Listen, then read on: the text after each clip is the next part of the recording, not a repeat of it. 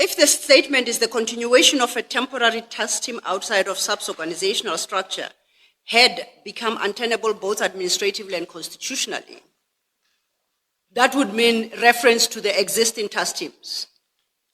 Their continuation existence has become untenable administratively and constitutionally. Am I correct thus far?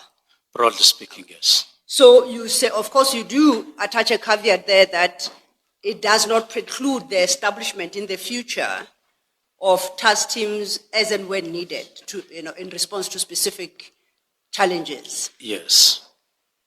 So those that would be established in the future would not have the difficulty of being administratively and constitutionally untenable because they are outside the substructure. I'm trying to understand. Granted, we are talking about existing ones.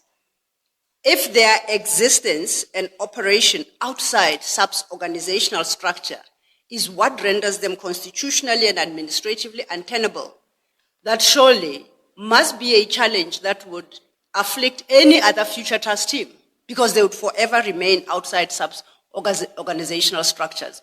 Why would it be fine for the future task teams and not for the existing? I did indicate at the beginning that, or at some point, that generally when you look at mandates of SAPs and so on, you realize that it's important that whatever gets done in a sustainable way, cost-effective way, and so on, and with necessary intended impact.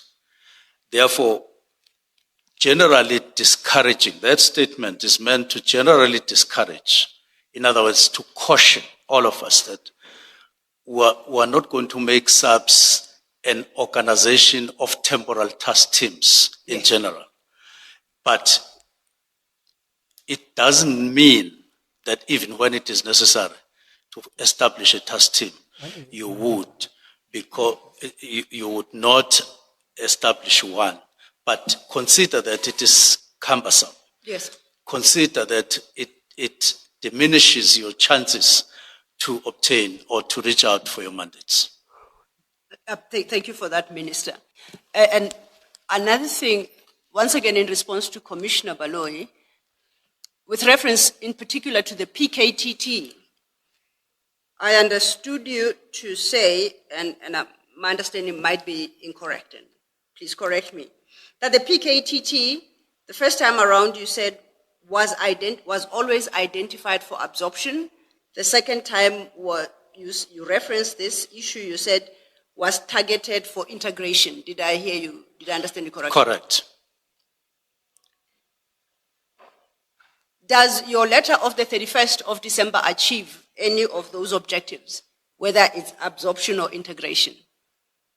It was meant to. In retrospect, do you think it does? It does. How? In the sense that even if you used disbandment, but in practice you wanted integration, if the directive was not to say dismiss all those individual members, it was to say start processes, or let's engage in processes in line with what has always been intended with regard to the National Political Killing Task Team. As I understand things, you did indicate that task teams are created for a specific challenge, yes, to address specific issues. Yes. And normally it's for, I won't say specific time because it's very difficult to, yes, determine time, but it's for a limited period, it's for a period. Yes. So, if my understanding is correct, then the disestablishment of a task team that has delivered on its mandate can never have the effect of dismissing police officers, can it? Because it's established from within the ranks of the police members. So its disestablishment will not result in any police officer losing their job. Definitely. Correct. So similarly here, the disestablishment contemplated would not result in the PKTT members losing their jobs. Correct. So I'm struggling with the notion of disestablish. So, put it differently. So we first break it apart, it being the team, to absorb the team into the substructures. Am I understanding it correctly? You are understanding it correctly. Okay. So are you moving from this paragraph? I'm still on the paragraph. Okay. Now that I have a better understanding of what perhaps informed your decision, I read that paragraph. I'm still at 167. I read that paragraph. Okay, let me do it differently. You invoke, as I understand that paragraph, the 2019 work study to draw the conclusion that you do in the second part of that paragraph. Am I correct? You're correct. Let's find that work study on my reading of your statement that you should be your annexure SM3, and SM3 should start at page 115, same file.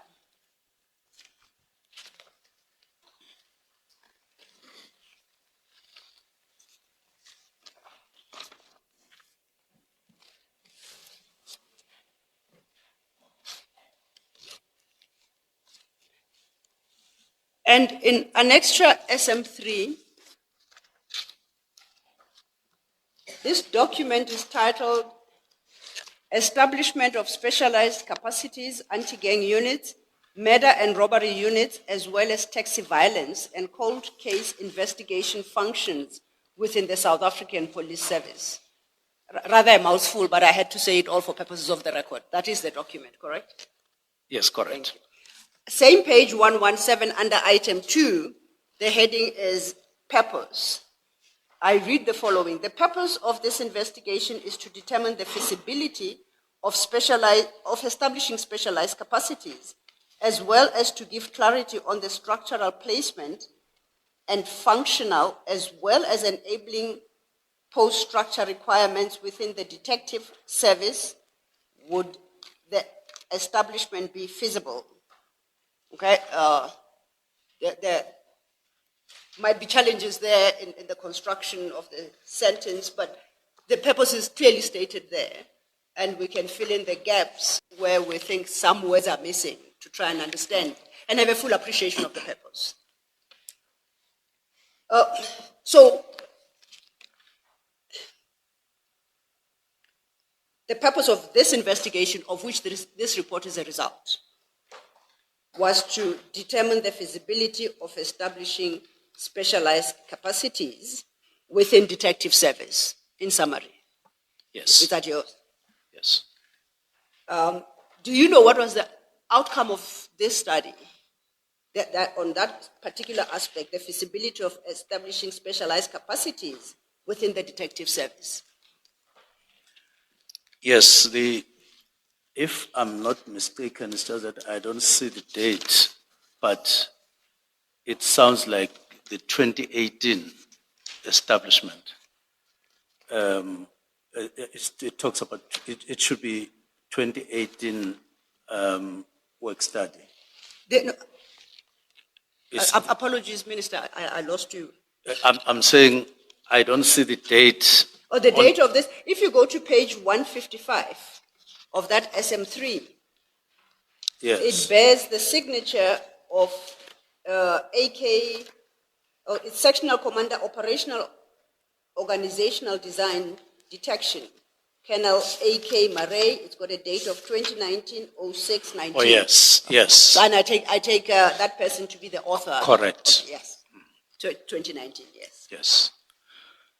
So what was the question is, No, the question is what was the outcome? the outcome of it, yes. The outcome of this work study at that time was that it was indeed undertaken, that study. And it's 2018. And it was then signed or accepted and adopted in 2019 by the then commissioner, Commissioner Sithole. and he signed it off into implementation. That's why in September that year, 2019, a letter of implementation was then accepted after the work study had been taken and discussed and adopted. So this study was undertaken. Okay. You referenced the implementation letter, and throughout your statement, you suggest that they be read together. That implementation letter is what you attach as SM4 at page 179. Is that correct? To some 4, yes. Yes. Is that the implementation letter you just referenced? That would be the one. Okay. Yes. We'll keep our finger there, we'll come back. But getting back to SM3, our report. Yes. I would like to refer you to page 159. Sorry, 154. My apologies. Okay. 159 is actually the other annexure. I do apologize for the confusion. 154. I have it. Oh, thank you. At 154 is under heading recommendations, is a list of recommendations by Colonel Murray arising from the investigation he conducted. Is that how I understand the document as well? Yes. We don't have to read in detail all the recommendations. There are 8 of them listed. Having considered the recommendations by Colonel Murray and the content of the report, I struggle to understand how it can lend anyone to the conclusion that the continuation of temporary task team outside of SAP's organizational structure is both administratively and constitutionally untenable. I struggle, so I request you to perhaps point me to something, be it in the recommendations or the body of the report itself, regard being held to the purpose that we looked at previously, how we arrived at the conclusion you seem to have drawn as set out in paragraph 167. Now, these recommendations seem to be talking to establishment of these structures at a provincial level, which is a lesser point. The main point about this and the concept of specialized units was to the effect that pull all the proliferated at that time, prior to the study, teams, and then put them together, and they came up with the concept of specialized units, which would sort of integrate all the smaller ones that had been identified. And you will see that it goes on to 2024 when they do another assessment and they find out that there are still a number of or there are still many task teams that are still hanging around. They have not been integrated into specialized units. So the whole concept of specialized units was meant to sharpen SAPs, make SAPs sharpened around certain identified crimes, as it were, as they were identified at that time, so that there is more capacity to deal with them. Yes. I see at page 158, a few pages forward, just above the signature of the National Commissioner, General K.J. Sithole, who approved this report. Yes. And unfortunately, the handwriting, and I don't mean to cast aspersions, becomes difficult to read, but I'm going to try to. But I think that the part I'm interested in, at least I can read. General Sithole at the time says, a national pilot project process must be established with different, and then I struggle, and resources. Sub-projects. Oh, sub-projects and resources. And resources must be allocated from the national budget with clear account numbers. Do you see? That's General Sotole. I see that. So General Sotole said he approves this with the comment that a national pilot project process must be established. What do you understand by those words? Well, I understood him to have approved what had been submitted to him in terms of a proposal for specialized units. And then it talks about a pilot project process, meaning that they were not in a position to unleash these specialized units all over. They wanted to projectize it, pilot projectize it. And he was wanting to approve that so that they could maybe for a couple of months see how it would work. So the implementation of this entire report, on my reading Yes. of General Sitole's comments or basis for approval, is that a pilot project process must be initiated. Yes, they said so in 2019 when they adopted the work study to say it will be implemented in a phased approach. Okay. Perhaps before I move further, because I wanted to then bring in the other document, Commissioner Balo, you had wanted to find out if I was moving from, I think, the work study. Sorry, I have to try and remember.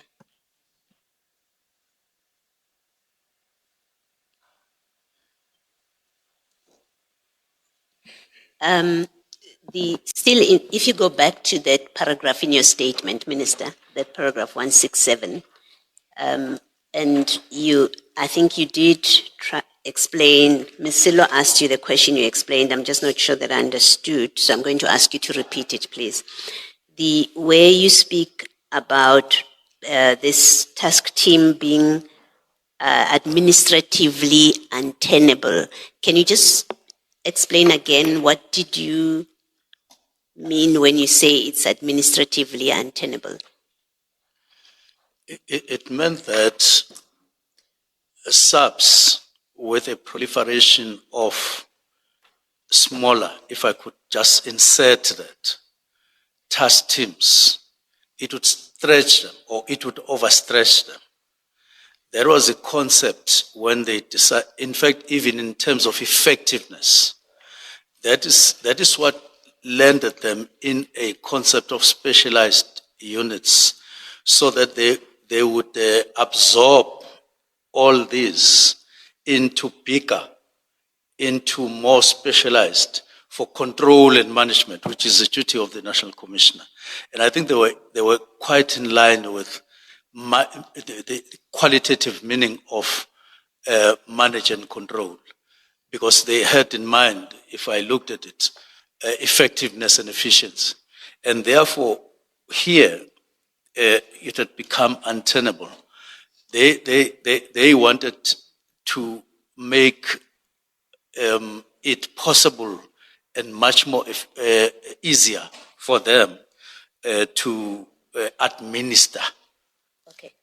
To the extent that in this paragraph you mention the PKTT in particular.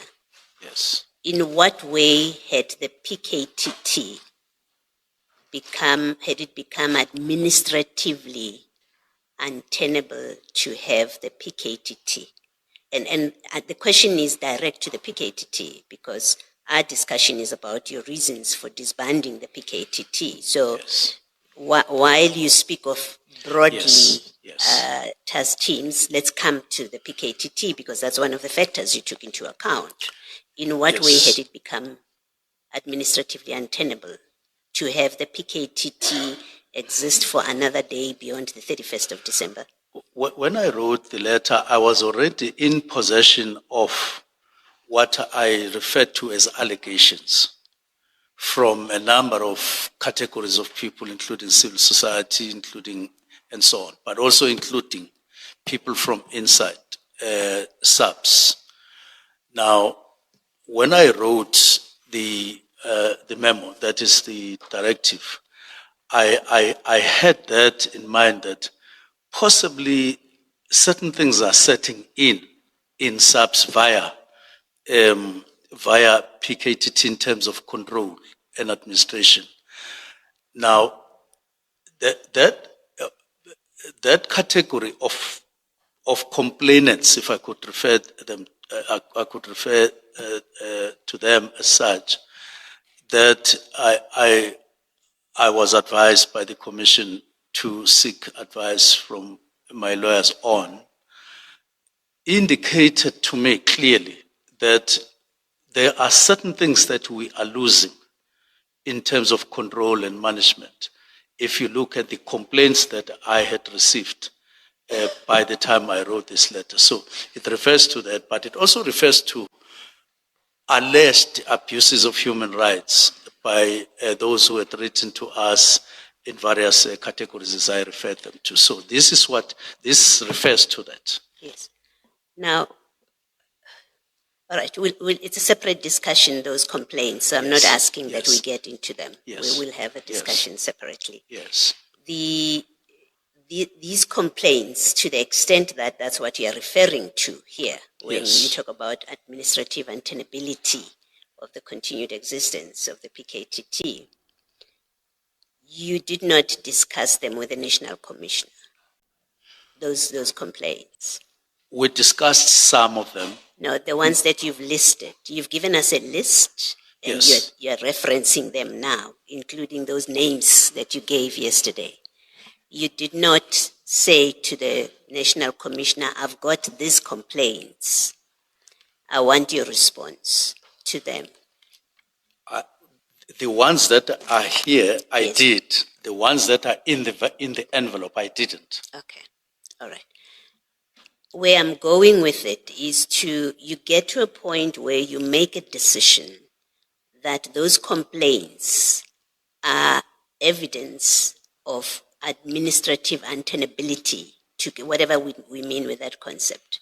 You say these complaints, they show that there's a problem administratively, but you don't verify those complaints with your management.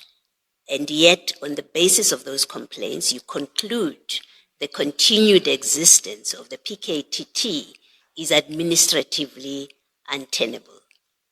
You get them, and I'm happy to confine myself to the list in that envelope as one of the examples, that you get that list. You don't verify with your management, certainly not with the National Commissioner. You don't verify that list, so you don't know whether it's true or not. People are making allegations. You don't know whether what they've told you, whatever it is that they tell you, you don't know how the SEPS reacts to that, how your National Commissioner reacts to that, but you conclude that those make it untenable, administratively untenable for the PKTT to continue to exist. How is that a proper thought process that leads you to this far-reaching conclusion it's administratively untenable to continue to exist? Again, the ones that are here, I discussed with the National Commissioner.